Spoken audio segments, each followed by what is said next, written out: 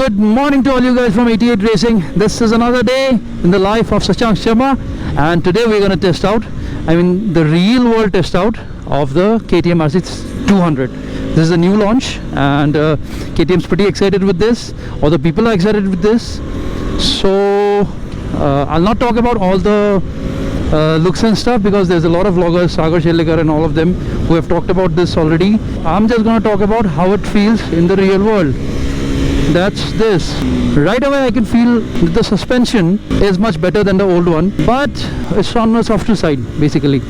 So we have two very synced suspensions, the front and rear, but then both are on the softer side. So we have to watch it a little when going into corners very hard, because the tires I'm pretty sure won't hold, because these are MRFs.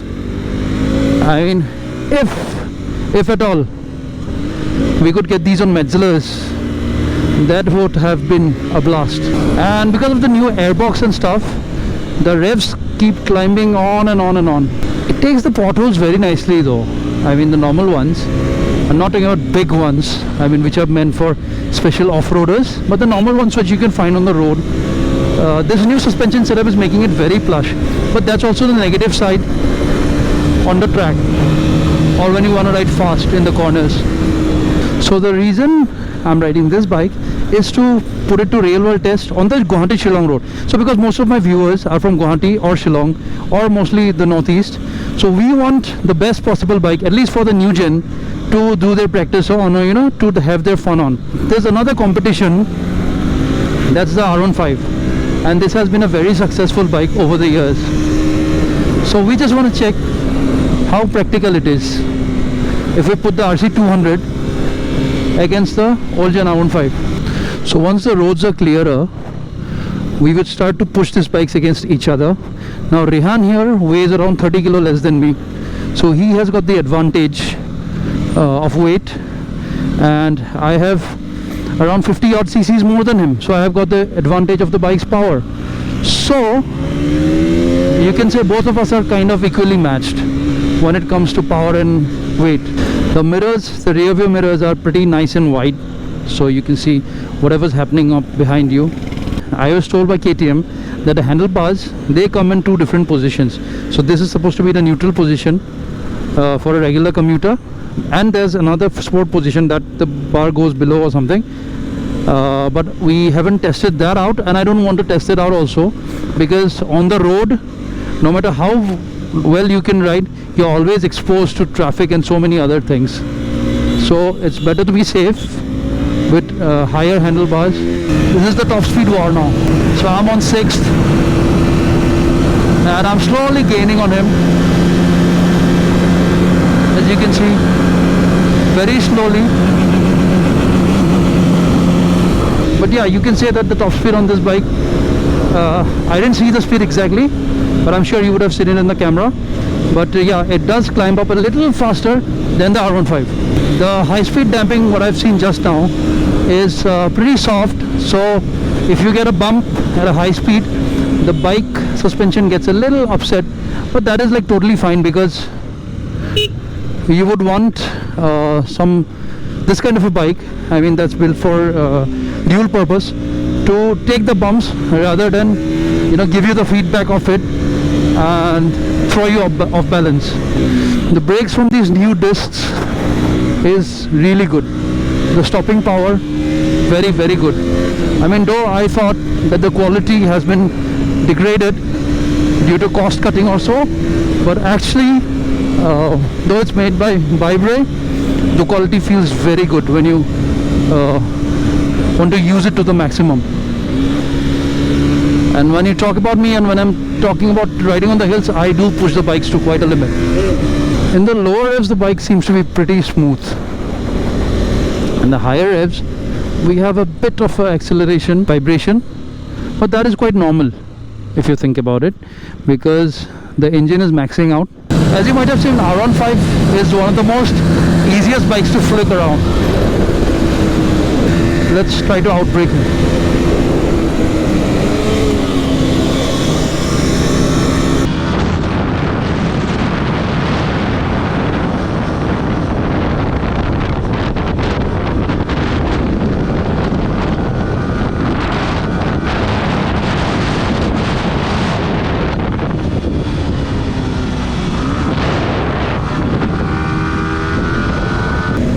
And the best thing about small bikes is that the danger levels are so less when you're doing these kinds of things, because the speeds are so less.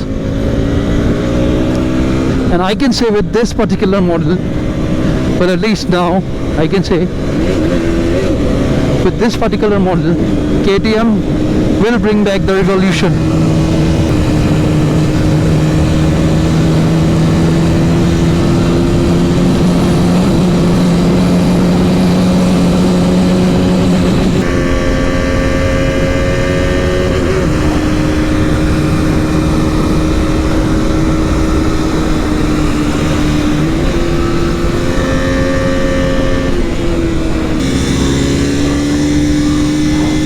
Let's see how much I can gain, or if I can gain. This is one bike now that can keep up with the agility of the R15. So we have all known that the previous version RC390 that lacked the tech, not tech as in traction control or electronic techs, but that lacked the skill or the chassis or stuff to match up with the R15, especially when it came to slow side, or I mean, it's not like you couldn't keep up with it. You obviously could if you started pushing, but then it was much easier on the R15 to do things than on the RC200. But with this one, things have changed, and it really put a big smile on my face taking this ride. So we'll be doing a little more riding up ahead, that will be very high speed, and then a little more riding going back. But so far this bike has amazed me totally.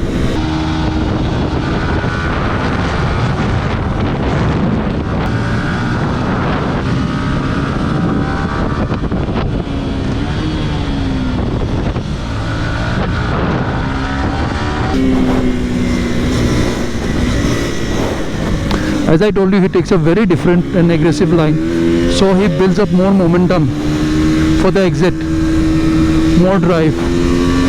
What we have planned is we're going to drag both these bikes because the power and our weight is very evenly matched. So now we can see the capabilities of both the chassis, the power output, engine design and everything. When you drag it, now my money is on the R15, that would go out first. Once we cross 100 mark, then this will start catching up. That is my bet, but I don't know what happens for sure, so let's check it. So there is one last leg where I'll try to stay with Rehan.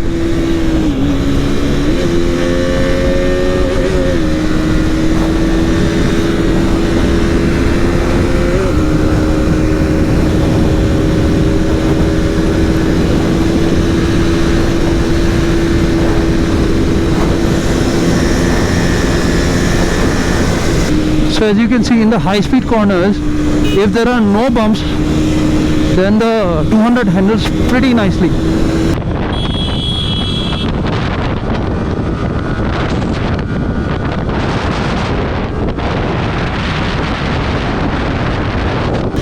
So he has already gone full throttle and I'm following. Like I said, I'm gaining up very slowly on him, but the initial thrust of the R15 V3 is next to none when it comes to that kind of capacity motorcycle. Let's take some air protection and see how close we can get. Getting closer.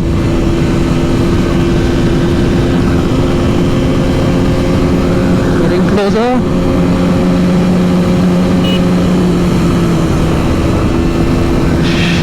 There was a close call.